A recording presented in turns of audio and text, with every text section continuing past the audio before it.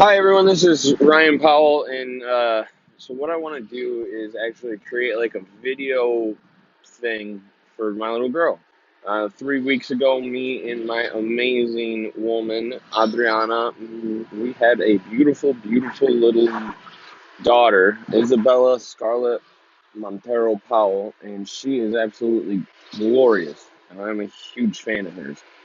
Um, but I want to make these videos for something for her to use in the future, hopefully. So a little bit of background: when I was in my teens, my dad died from renal cell carcinoma, and as I've grown in life, I've realized how many things I really wish I would have learned from him, and how much information and life experience he had to share with me that I just never got to benefit from. So I mean, I don't expect to die tomorrow or anything like that, but it happens. People get sick. That's part of life. Being alive has consequences, and one of them is that you're going to die one day. So when I leave, I would like to leave some kind of, ongoing interactive thing that Isabella will be able to rely on to kind of get whatever wisdom or knowledge or experience that I can share with her. Because I'll be honest, going through the last part of my teens, all my 20s, and now into the 30s now without having a real male mentor or parents to, call and ask questions and benefit from their experience has been kind of a bummer, first of all. Secondly, I also kind of have an expectation that at some point in the future, I don't know how distant it may be, but at some point, I suspect that we're going to get to a point with technology where all of this content and all of this information sharing that people are doing on the internet nowadays is going to be able to be analyzed by computer programs. And eventually, I would think that the computers will be able to basically recreate a virtual reality version of who I am that will be something that my great great grandkids can interact with, and they might actually get to know a little bit about the the first person in our family who lived a lifetime with the internet, and the last person in our family to live without it. So definitely interesting. So the idea here is to kind of share my thoughts, share my experiences a little bit, give something for Isabella to rely on in the future in case I'm not available to share anything with her. She can come here and see these videos and hopefully take little granules of wisdom if there are any in there, and you know connect with her dad if dad ain't around no more. So first things first, I think I want to express my gratitude for living in this modern generation where it's possible to even do stuff like this. I feel confident that, like I said, I think we're going to have technology outlast human beings. And I truly believe that my generation and the ones following us are the first generations of human beings that basically have guaranteed immortality. So, prior to the internet, you write books and all these other things, a lot of that stuff can be destroyed. I really, truly have my doubts about whether or not um, the internet's ever going to go away. I feel pretty confident that with the number of times that like a video like this is going to be saved over and over and over again, it's going to outlast us all. It's going to be a permanent thing, and it's going to be something that people hundreds of years from now will be able to review and take information from and really understand and appreciate what it was like to transition from a world where everything was analog. You had the rotary phones. You had to dial by spinning them and all that stuff. And then we transitioned into this digital age of smartphones and GPSs and video chats and everything like that. This is all stuff that was science fiction and dreamed about 30 years ago, and now it's all reality. I've got a watch I can talk to and get in touch with people from any place in the world. 30 years ago, that was just some imaginary thing that people thought was possible, and now it's a reality. And we're looking at Elon Musk, who's consistently trying to do things for the human race that people, again, we've written books about. There's science fiction novels and movies all about that stuff, but he's making a valiant attempt to bring a lot of that science fiction to reality, and it's going to continue to happen. So this, I guess, is my little way of adding my content to the internet, I suppose. Now, getting on, let's talk right to the little girl. So Isabella is by far and away the most beautiful baby in the world. Everybody's biased to that. I'm not. I'm completely rational, logical, and there's no emotion in it. I'm just stating the fact. She's just too beautiful and too cute.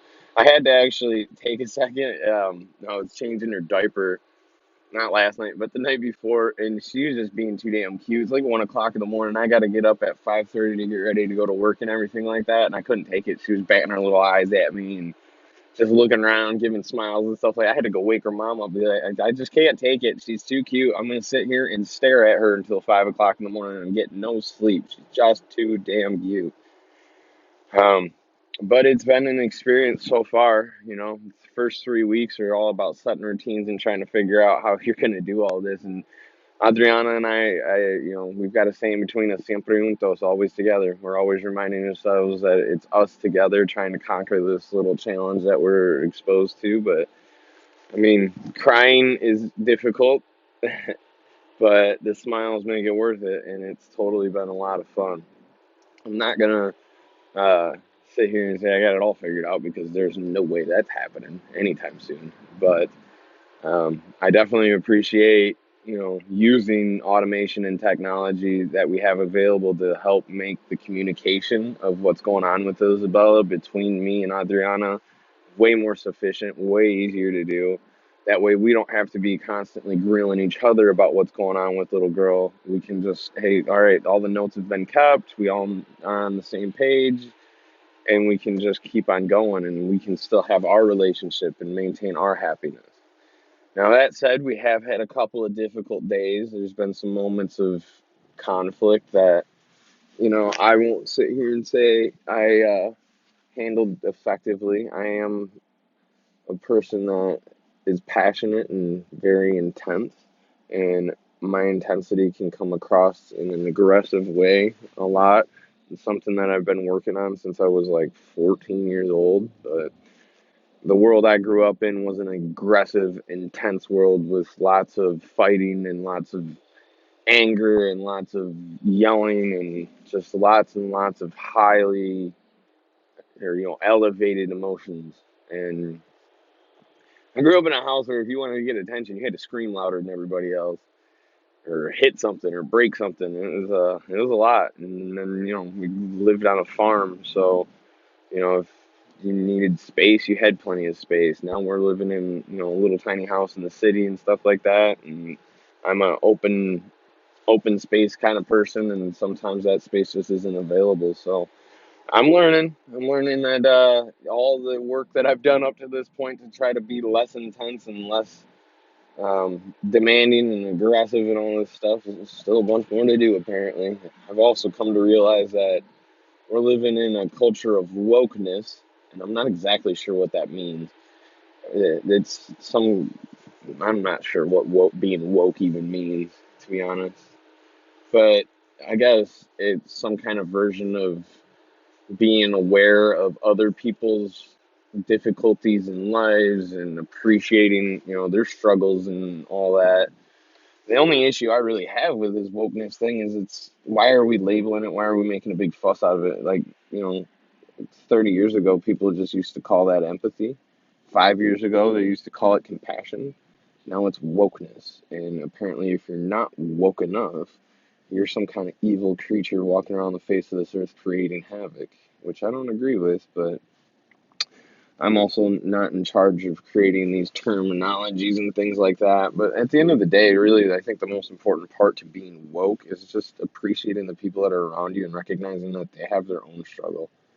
I don't know if this lady who's parked right next to me in her car, she might be right in the middle of having the biggest argument with her husband they've ever had in their lives, and she might be considering, divorce or whatever, and that's why she can't seem to stay in her own lane. You don't know. You just got to try to be patient with other people and understanding. The thing about that is, though, is I feel that a lot of people who are woke are determined to set the rules of acceptance for others and demand that other people accept them for who they are, but don't seem quite as willing to accept other people for who they are. So, for an example, As I said, I am an intense person. I am an aggressive person. I was not raised the way that a lot of the folks that I know and that I work with were raised. You know, fighting was part of my everyday life when I was a kid. Elevated emotions, anger, frustration, fear, pain. It was part of my life. And because of that, I know that I react to people definitively, is what I like to say. I'll react definitively. When I don't like something, you immediately know that I don't like it. And I make sure that it doesn't happen again and, all that. The thing is, I understand that that's part of who I am, and I can understand how it makes other people uncomfortable. But in the whole process of, you know, having any issues with it, unfortunately, I've been ostracized a little bit. The wokeness and the demand to be respectful of other people's lifestyles and things that I truly don't understand.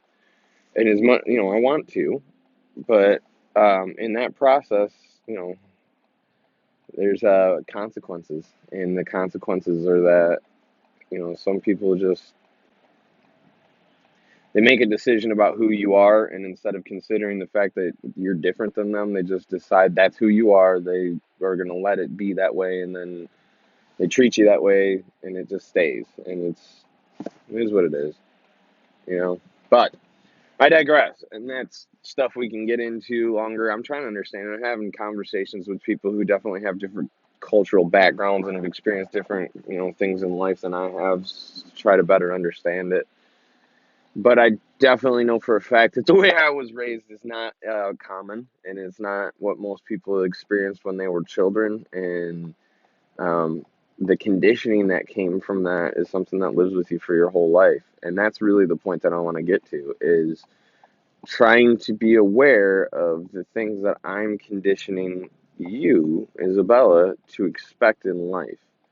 I was conditioned to expect violence, to expect anger, to expect frustration, and to expect stress. But I don't want to condition you for that. I don't want you to be, in your 30s and reacting to things the same way you reacted to things when you were, 12, 13 years old, because I conditioned you to be either, aggressive, or to be um, combative, or on the flip side of that, I don't want to condition you to be somebody who rolls over and gets walked on because you're not willing to stand up for yourself. So keep in mind that whatever mistakes I've made as a parent, I really truly am a broken person who's coming from a broken place, and that's what God tells us. We're all just seeking to be the best that we can, but none of us are perfect. I do the best that I can. Your mama does the best that she can, but we're not perfect people. As long as we continue to pursue decisions and choices and make your life about love, compassion, kindness, empathy, happiness, and joy, and avoid, conflicts based in fear and frustration and pain, I think we'll be on the right track. But it takes practice, it takes time, it takes discipline with your mindset. You have to constantly be aware of the things that you're thinking and where those thoughts are coming from. Because if you can't get control of the negative thoughts, you don't know how to turn that mindset around into positivity. And I had a friend a while ago used to say, let your positivity be contagious. And I always thought that was really cool, because, I mean, it is contagious, right? When you're a generally positive person and you share that positivity with people, they turn into positive people. But negativity is also contagious. And I can definitely vouch for that, because the negativity that I experienced when I was a child was contagious. It continued to be contagious. And in a lot of ways, I am very susceptible to the negative mindset and the negativity that life can present to itself. So, again, my goal is, to share the honest edition of who I am. That way, you know a bit more about who raised you. There's going to be a lot of moments in your life where we're not going to be able to have conversations about, deep, meaningful things. We're going to be too busy running from, dance recitals and school projects and cleaning houses and taking care of animals and all this other stuff. And sometimes these important conversations might get neglected, or they might happen and then they get forgotten about and they need to be refreshed and had again. And unfortunately, I'm not going to be here forever. That's actually pretty fortunate, to be honest with you. This is a wonderful place, a great world to live in, but what comes next is so much more glorious and happy that I'm not going to say I'm eagerly awaiting the day to move on to the next, but I know I've got some wonderful people waiting for me on the other side, and I'm certainly not afraid to see them again. So I'm going to go ahead and end this one now. I am doing a home inspection here out in Sugarland in a moment, and I need to make a quick pit stop before I head to the house. But I just want you to know, little girl, that I love you, that you are my every little bit of happiness and joy. You are absolutely stunning and beautiful. And every single day I get to see you with your big old bright, beautiful eyes looking at me is a true gift from God. I also want to make sure that you are fully aware that you have the strongest, the strongest, bravest, and I just admire your mom so much. It's hard to talk about sometimes because it gets me all worked up on the feely side of things. But she's overcome so many things in her life to be where she is right now. And I'll tell you what, I don't think two people have ever had quite a story of how they found each other and the beauty of their relationship like your mother and I have.